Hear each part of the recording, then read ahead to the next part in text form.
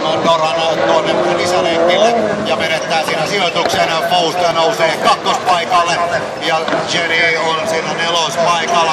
Vitospaikalla on Dimersjanov, joka on saanut pientä osumaan tuonne puolen takakulmaan ja se varmasti sitten hieman menoa. Siellä on nyt rengas ehkä hieman väärässä asennossa ja se ei voi olla vaikuttamatta menoon.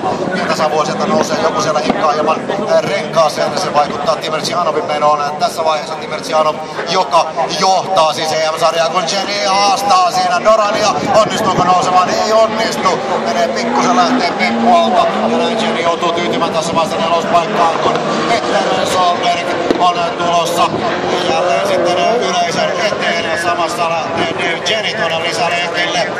Ja näin Petter Solberg viimeisellä kierrokselle. Faust kakkosena, Doran kolmospaikalla Jenny ja Dimersjanov. Siinä järjestynyt Dimersjanovilla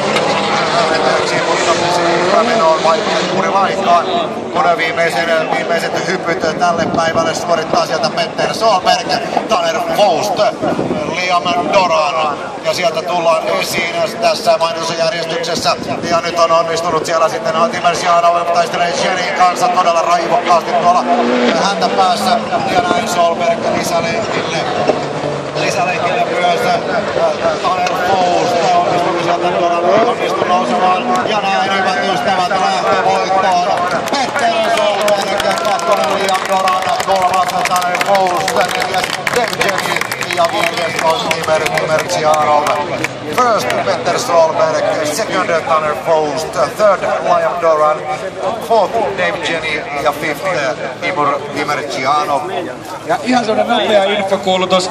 Toimihenkilöt, älkää poistuko vielä paikoilta, ne crosscardit ajavat tässä vielä.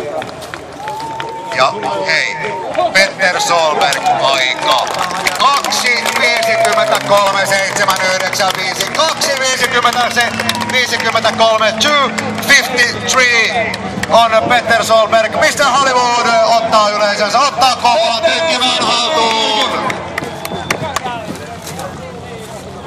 Tässä on showta, hyvät ystävät. Tässä on teille rallycrossia ja tämä jatkuu huomenna aamulla.